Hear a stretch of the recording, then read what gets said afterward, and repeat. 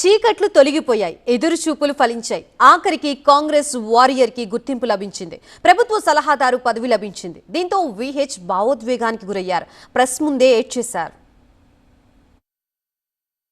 Congress party అధికారంలోకి వచ్చి 2.5 ఏళ్లైంది. కానీ సీనియర్లకు ప్రాధాన్యత ఇవ్వడం లేదన్న అసంతృప్తి చాలా మందిలో ఉంది.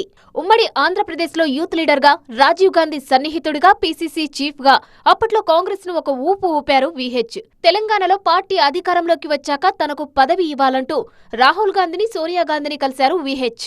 మొన్నటికి మొన్న రాజ్యసభ పదవి ఇవ్వాలని విజ్ఞప్తి చేశారు.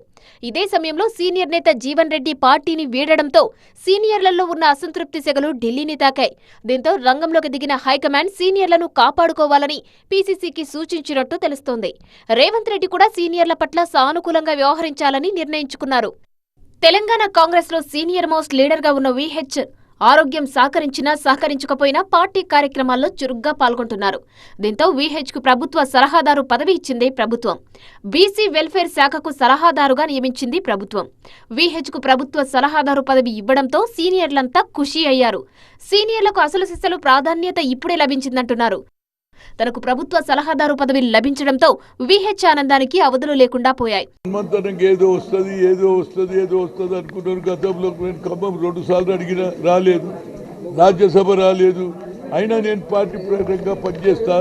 నాకు తెలుసు కార్యకర్త అనేవానికి తప్పనిసరిగా హైకమాండ్ న్యాయం చేస్తుంది అనుకున్నా. అదే విధంగా ఇవాళ నేను ఓబీసీ ఎంపీస్ కన్వీనర్ గా ఢిల్లీలో పనిచేసిన.